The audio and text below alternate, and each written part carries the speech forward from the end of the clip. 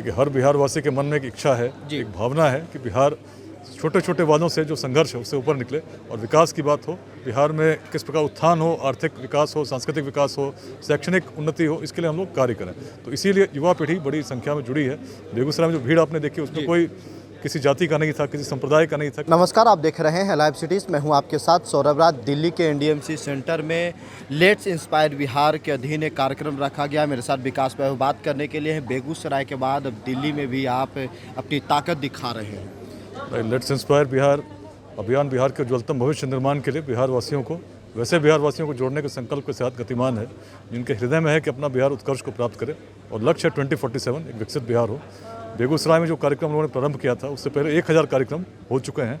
76,000 से अधिक लोग स्वैच्छिक रूप से इस अभियान से जुड़े हैं और बृहद जनसंवाद की श्रृंखला हम लोगों ने दिनकर की भूमि से प्रारंभ की, जो सभी जिलों में गतिमान होगी। आज जो विषय है वो है 2047 तक कैसे बिहार विकसित हो।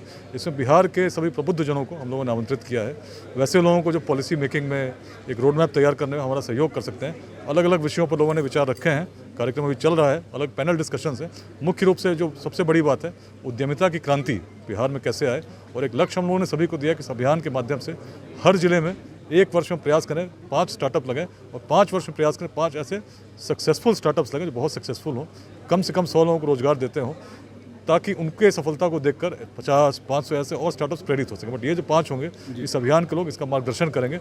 इस प्रेरणा के साथ लोगों को हम लोगों ने जोड़ा है। आज विदेशों से भी लोग आए हैं, भारत के महानगरों से आए हैं। मन बड़ा आशान्वित है कि निश्चित 47 तक यदि जाति, संप्रदाय, लिंग भेद से परे उठकर, विचारधाराओं को मतभेद से उठकर बिहार के हम लोगों ने योगदान किया, शिक्षा, समता, उद्यमिता के मंत्रों के साथ और बिहार की दृष्टि के साथ निश्चित बिहार बदलेगा। लक्ष्य 2047 का है, तैयारी 2024 की।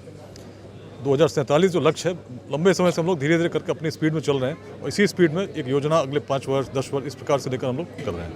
ये बताइए, दिल्ली में जब आप अपने बिहार के लोगों से मिलते हैं, उनका क्या आज के समय में बिहार को लेकर के क्या नज़रिया है?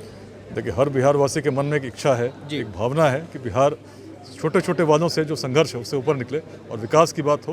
बिहार में किस प्रकार उत्थान हो, आर्थिक विकास हो, सांस्कृतिक विकास हो, शैक्षणिक उन्नति हो, इसके लिए हम लोग कार्य करें। तो इसीलिए युवा पीढ़ी बड़ी संख्या में जुड़ी है। बेगूसराय में जो भीड़ आपने देखी उसमें कोई किसी जाति का नहीं था, किसी संप्रदाय का नहीं था, किसी लिंग भेद से ग्रसित नहीं था। हर व्यक्ति के हृदय में बिहार था।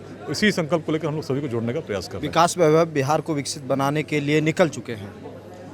बिल्कुल, और आपसे भी, आप भी निकल चुके हैं। सब लोग से जो लोग जुड़े हैं, हमारा अनुरोध यही है कि बड़ी संख्या में आह्वान करें, हर अंतिम व्यक्ति तक हम पहुँचें और बताएं कि बिहार उस काल में यदि अग्रणी था तो कारण हमारी सोच थी।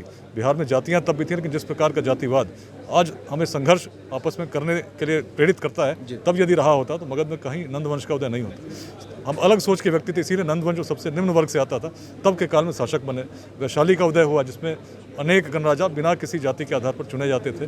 चाणक्य भी जब चले, चंद्रगुप्त को उन्होंने जाति नहीं देखी। इसीलिए हम देखते हैं बिहार उस उत्कर्ष को तब प्राप्त कर सका था, विश्वविद्यालय तब स्थापित कर सका था जब यूरोप में ऑक्सफोर्ड और कैम्ब्रिज की कल्पना नहीं थी। आज भी हम क्या कर सकते हैं, इसकी संभावनाएं असीम है। पूर्वजों की क्षमता तब थी जब संसाधन नहीं थे। संसाधनों के साथ यदि सही दृष्टि के साथ बढ़ते हैं, लोगों को जोड़ते हैं और प्रयास करते हैं, निश्चित भविष्य उज्ज्वल होगा। चलिए, शुक्रिया सर, थैंक यू।